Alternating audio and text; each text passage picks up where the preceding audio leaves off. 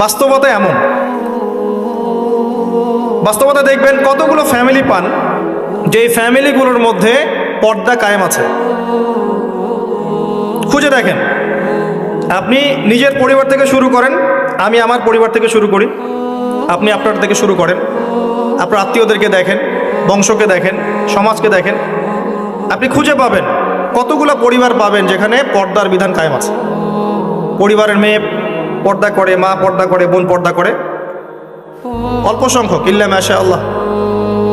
হ্যাঁ, এমনও পরিবার আছে যে পরিবারের সদস্যরা জীবন চলে গেলেও পর্দা ছাড়বে না, এমনও আছে। এমনও পরিবার আছে পরিবারের প্রত্যেক সদস্য আলেম। এমনও পরিবার আছে যে নামাজ না পড়লে পরিবারে ভাত দেওয়া হয় না, এমনও আছে। এগুলোর সংখ্যা কত? নিতান্তই কম, নিতান্তই কম। বাস্তবতায় আসেন আপনি, বাস্তবতা এমন, এগুলোর সয়লাভ চলছে। আবার একটা বড় ইস্যু বলি, মুসলিমদের কথা বলছি।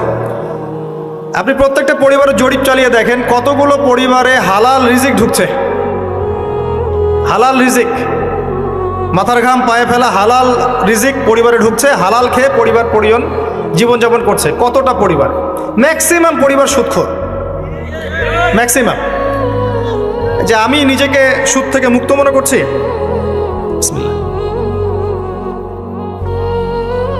মনে করেন আমি একটা বাসায় ভাড়া থাকি, কথার কথা, মনে করেন কথার কথা। এখন ধরেন বাসার মালিক সুদি ব্যাংক থেকে লোন নিয়ে বাড়ি করেছে, কথার কথা, এক্সাম্পল দিচ্ছি।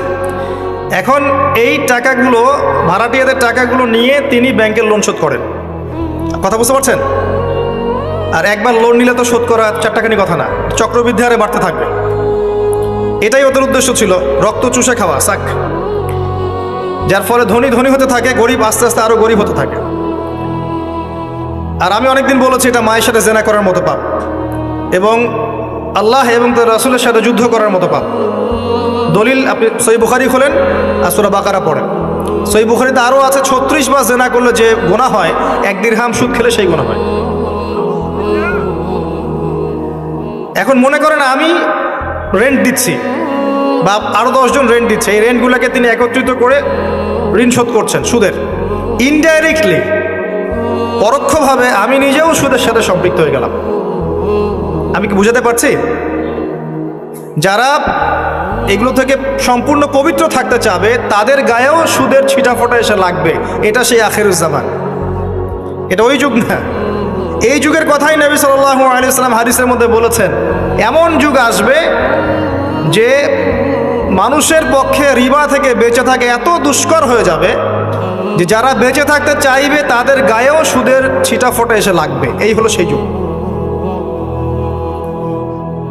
আর যে খায়, যে দেয়, যে লিখে রাখে, যে সাক্ষী থাকে, 4 জনকে, 4 শ্রেণীর মানুষকে নবী সাল্লাল্লাহু আলাইহি ওয়াসাল্লাম সমান অপরাধী বলেছে। আমাদের ম্যাক্সিমাম পরিবারগুলোতে যান, দেখবেন সুদের সাথে আমরা সম্পৃক্ত আছি। যতই বলি, ব্যক্তিগত জীবনে দেখবেন, ইবাদত বন্দেগীর জীবনে গিয়ে দেখবেন পাক্কা মুসল্লি, কপালে সেজদার দাগ আছে। অর্থনৈতিক জীবনে গিয়ে দেখবেন পাক্কা সুদখোর, ঘুষখোর, দুর্নীতি করছে, ট্যাক্স ফাঁকি দিচ্ছে, বা সরকারের মাল আত্মসাৎ করে খাচ্ছে। প্রচুর সম্পদ আছে আমাদের, আমরা আত্মসাৎ করতে করতে করতে করতে একটা হাতি আসতে আসতে মাছি হয়ে যায়। একটা হাতি উপর থেকে আসতে থাকে, আকাশ থেকে একটা হাতি পড়তে থাকে। হাতি পড়তে পড়তে পড়তে পড়তে দেখবেন আপনার কাছে আস্তে আস্তে মাছি হয়ে গেছে।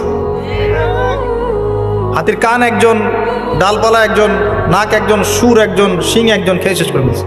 বাই দা ওয়ে, হাতির মনে শিং থাকে না, আমি ভুল বলছি, হাতির সুর থাকে। যাই হোক, এটা বাস্তবতা।